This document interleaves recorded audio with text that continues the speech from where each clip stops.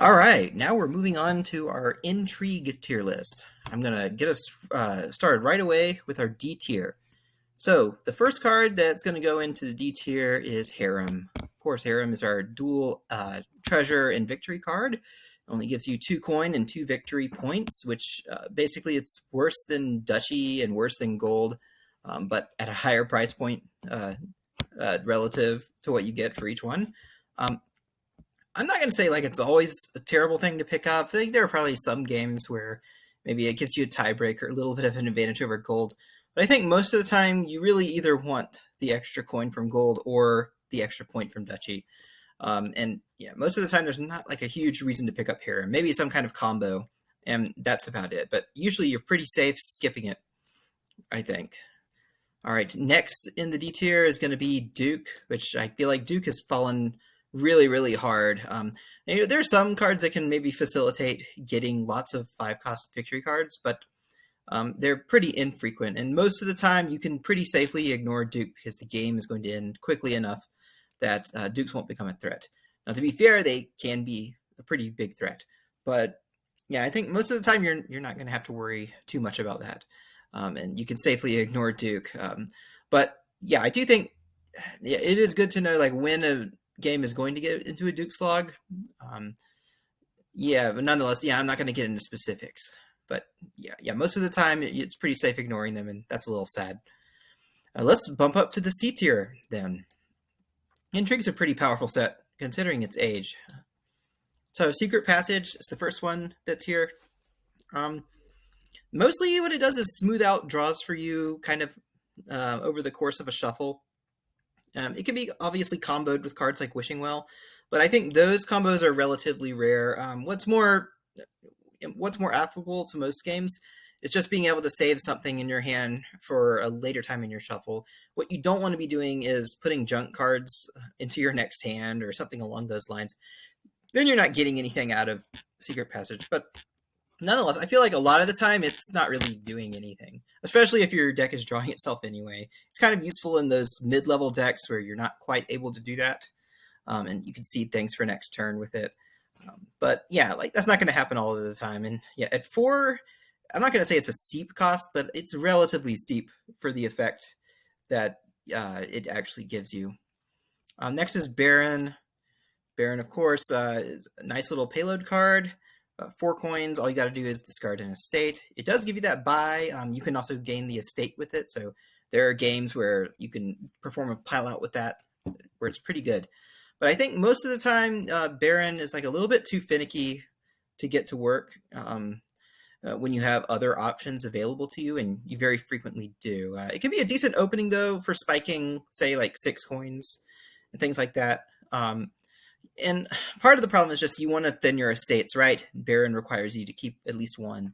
So it's a little bit subpar in that regard. And I think it's worse now than it was. Of course, it's got inheritance now and stuff like that to help it out.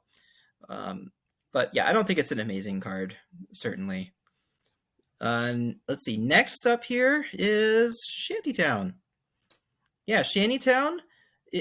One of the weaker villages in the game. Of course, like if you have no other actions in your hand, it's quite good, drawing you 2 cards and giving you +2 actions. But most decks that want actions are going to have lots of actions, making Shantytown just a Necropolis. It's not like Necropolis is terrible, but, it is mediocre at the end of the day. You don't want to overinvest in Shantytown generally, unless you're forced to, right? Most of the time it's going to be pretty weak, but occasionally those plus actions and the occasional extra card are going to make it worthwhile. But yeah, generally you're going to go for a better village when they're available. So next on the list in our C tier is going to be Trading Post. Yeah, Trading Post is an interesting one because when you get 5-2, it's often a very good opener. Right, thinning 2 cards to gain a silver early in the game is quite nice.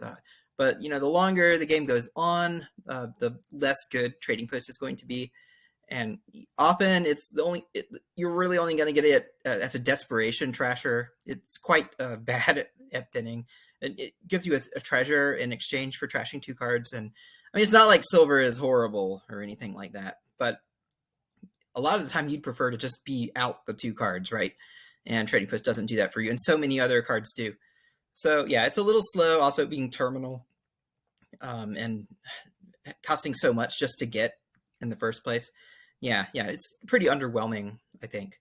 And I think the same could be said for pawn, which I believe is over here. Let me move my mug here. Okay, yeah, pawn. Um, I guess it's kind of between C and B tier. I lean more toward the pawn is not that great camp personally. Usually, the function of pawn is going to be either it's some kind of combo, like a token, or something along those lines, or maybe draw to X, or it's a plus buy. It's a nice non-terminal plus buy, but if you play it that way, you're out 1 card in the hand, right? So it's not that incredible. If you're just playing pawns as plus card plus action, well, maybe there's some combos with that, but a lot of the times they're just dead weight in your deck. Yeah, it's often pretty low risk to just buy one at 2, but I think generally speaking, they're not amazing. Like they're a little bit below average. But if you feel strongly about it, you could put pawn in the B tier here because I think it's top of C tier. But whatever whatever floats your boat, I guess. Next is going to be Courtyard. Courtyard is sneakily better than it looks, which has kind of always been the case for it. It's a 2-cost card. If you ignore the top decking and you're just using it for draw, it's basically like Moat. It's plus 2 cards, even though it says plus 3. Obviously, you're putting a card back, so you're only drawing 2 in the end. But of course, you can use that top decking to save a card for next turn that you don't need now. And often, this is a subtle but pretty effective way of helping smooth out your draws. And Courtyard's really nice in that regard. Cheap draw is pretty good, and Courtyard is a good version of that. Like old simulations had Courtyard big money as a pretty decent deck in comparison to other big money strategies. And obviously, we try not to use big money much these days because it's pretty weak. But I think that does say something for it. Like it's surprisingly better than you would expect compared to other draw options. But it's not amazing either. I definitely say it's average here. Okay. Next up is Wishing Well. And this is another card where, kind of like Pawn, it's a pretty low opportunity cost to get, but it's actually even lower because Wishing Well at base is a cantrip, right? But it also lets you take a chance at drawing that next card. And if you're tracking your deck really well, it's pretty easy to guess what your next card is a lot of the time, especially if you have a pretty small diversity of cards in your deck. Early in the game, Wishing Well can practically be a lab if I don't know if you're paying close attention, or you could get unlucky and maybe it's not. But well, at least you get some information about your next hand, right? And that's the thing. Like later in the game, you can take wild guesses with it, hope to get lucky, or you can take the most consistent guess that maybe doesn't help you out that much, and that's still better than nothing, right? Right? Maybe you get that bad draw, but well, you drew a card, and yeah, it's cheap at 3 coin. It's a pretty good all-around card. Not incredible, but yeah, pretty good. Next up here is Diplomat. So yeah, Diplomat is another one of these cards where it's plus 2 cards at minimum. But then if you're able to keep your hand size low and be at 5 or less when you play the Diplomat afterwards, then you also get a village out of it. So it's kind of like a reverse shantytown. That's pretty interesting. In addition to that, it has this discard effect on reaction, where you draw 3 cards and discard 2, and that's pretty good because it also sets up your Diplomat to work. So all in all, it's a really nice card. It's got to be in the right deck, or it's not going to pay off a lot of the time. But most of the time, there are attacks that it can respond to, or you can set up kind of these interesting draw to X hands. So it's pretty good overall. All right, the next card on our list here is going to be Patrol, which I'll also put in the B tier. It's a very solid terminal draw card. Draw 3 into hand, you spy 4 cards, and you put, victory cards into your hand, and curses 2, I believe. Yeah, that can be a lot of draw, but it can also just be kind of average, and that's all right. That's all right. Yeah, overall, it's a good draw card. Probably this is in the same place as Smithy.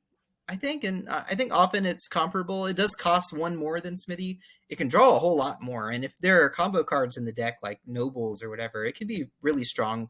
But I think most of the time it's going to be pretty average. Now, unfortunately, when you draw 3 cards and then look at 4, that's searching 7 cards, and very often this can trigger reshuffles for you, and often they're in places where you don't want them to be because you want that patrol in your shuffle for drawing purposes, right? And that can be one weakness of the card that you got to watch out for. It hurts it a little bit, but I think on average it's going to be okay, right? That's not going to hurt you all that bad. It's just something to be cognizant of. Yeah, overall it's pretty good. Now, I actually disagree with this placement. I think it should be lower, but maybe that's just me. I'm gonna put it where Thunder Dominion put it, though. That's Courtier. Courtier is an interesting one. It needs cards that have multiple types to be good. If you're just using it on single type cards, it's pretty lousy, right? Probably the best thing it does is gain a gold, maybe plus buy. But yeah, the more cards you have with lots of types, the better Courtier gets, right? You can get lots of different effects. What are they? There's +3 coin, gain a gold, plus action, and plus buy. Yeah, and I'm not going to go over like a laundry list of every single scenario where this can be good. But, just as an example, most of the knight cards are pretty good in combination with Courtier, looters, those kinds of things. Of course, the question is like, how valuable is this, gaining the gold? And I guess it's good, like, if you need that payload. But if you don't want to be gaining gold, I think often Courtier is not the greatest investment in the world. If you want to use action earned economy, then yeah, Courtier is pretty solid for that as well. It's never an outright bad card or anything like that. I just think it's a lot more situational than a card like Patrol, where you're going to want it like a lot of the times that it's in the kingdom. Yeah, still, like, nonetheless, it's pretty solid. Now for our next one is going to be Lurker, which I could see putting much higher than this, but I could also see putting it where Thunder Dominion placed it. And the thing is, Lurker can often just be a trap. It seems so broken, and it can feel broken when you're losing to it on a good Lurker board. But there are just so many boards where Lurker is weak. It's just okay at best, and it can be such a big risk to go for it because your opponent can also go for Lurker and steal your cards. And you kind of have to not be afraid of that to play with this, which means it has to be like a crazy board where Lurker is amazing for you to invest heavily in it and for it to pay off. The fact is, it reduces your hand size when you play it, right? Like, you don't get any resources other than the gain card or trashing the card. So you got to have like some kind of combo to make it an effective like hand size ratio card, right? Or you got to be using it as your payload, and you need 2 Lurkers in hand to effectively gain good stuff with it.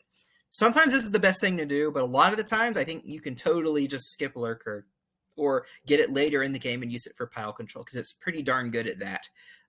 But yeah, I think like I like putting it in the B tier because it encourages some hesitancy to just spam Lurkers. They are cheap, and that is tempting, but yeah, I think B tier is like a pretty solid place to be putting it. And now Nobles, like this is another one where I could see putting it in A tier. Lurker and Nobles, like if there was a tier between them, I would maybe put it there. I suppose I could add one, but I'm not going to go that far.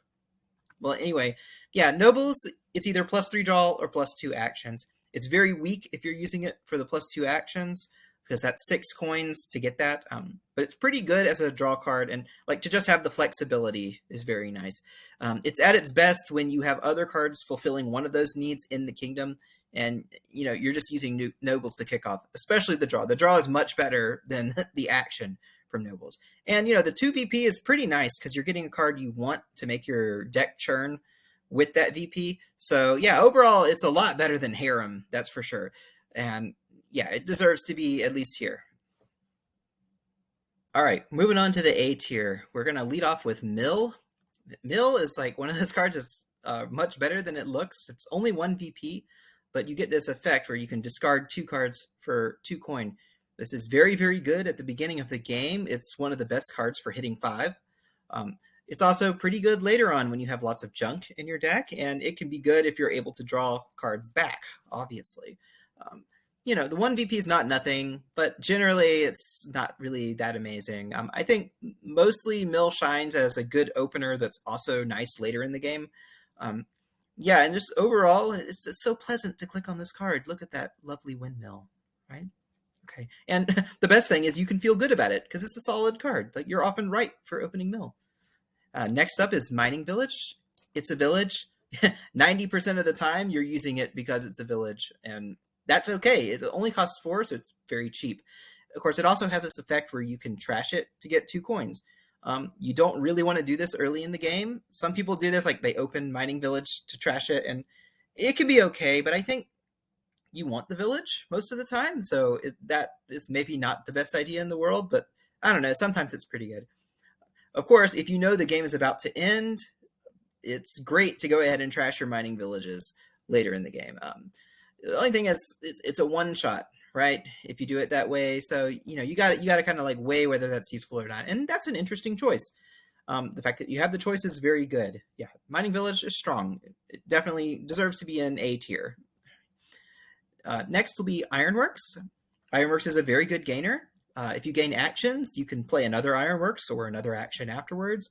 You gain silver, you get that one little coin, which can maybe make a difference every now and then. And of course, getting victory cards lets you draw a card. This is especially good with alternate victory cards, which are often also actions, meaning you get both of those effects at the same time. Yeah, and Ironworks, of course, is one of the earliest cards that is able to gain itself and snowball you to the end of the game very quickly with gain and play. There were other cards that could do this, of course, but Ironworks is a very good card for doing gain and play. It's been outdone by Groom recently, but it's still like a really strong card, and you should always be thinking about like how you can use it to pulverize the end game. Yeah, overall, very solid. Next is Minion. Not quite making the S tier here. Minion, of course, is a very, very annoying attack. It's also basically its own deck archetype, like a really weird variant on draw to X, where you draw up to 4 cards. Um, uh, that combined with the attack is really good. And it's never bad to just take the coins from it either. Like 2 coins, not awful, right? And obviously, you want to have lots of minions so you can make a really good minion deck. But you need to splash in other cards to actually make it worthwhile, particularly a plus buy or a gainer of some variety. I don't know. There's not much to say here. It's a really, really good engine card. It's also just it's nice if you're just using it to annoy your opponent as well.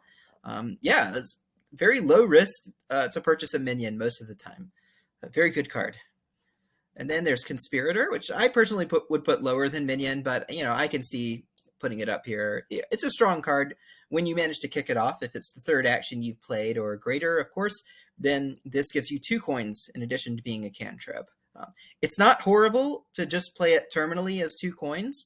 That's not the end of the world if you have to do it. That's still some money that you're getting, but obviously you want to build the big deck that gets lots of money while drawing lots of cards. And yeah, Conspirator can help you do that.